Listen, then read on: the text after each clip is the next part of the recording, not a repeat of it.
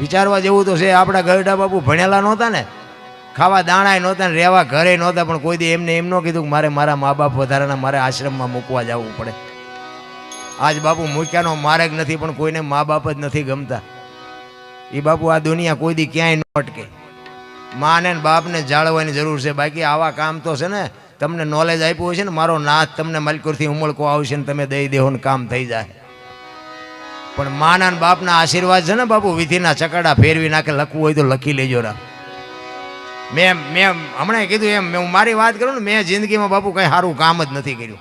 કોઈને સીતારામે નથી કર્યા, મંદિરે નથી ગયો, ને કોઈને 10 રૂપિયા આપ્યા નથી. પણ જે કોને એ મારા મા બાપની સેવા મને આજ આડી આવી છે. મારા મા બાપને કોઈ દી બાપુ મોડું કપડું મોડું ખાવા નથી દીધું. એ જ આડું. બાકી આપણી બજારે કોઈ બાવો આવે જ નહીં. માગી તો શું ને કે બજારે ન આવે. તમારા હાટું રળી છે એમ જ કહેતો હતો. અને હારા ગામમાં ઉઘરાણીએ કોઈ ગામમાં કંઈ ખરડો હોય ખરડામાં મન ન કે કોઈ, એને ન કહેવાય. એ જાય ઊંધું મારશે. પણ આ સેવાનું ફળ છે. આ તમે હેઠે બેઠા છો ને અમને ઉપર ચડાવ્યા ને, આ સેવાનો પ્રતાપ છે.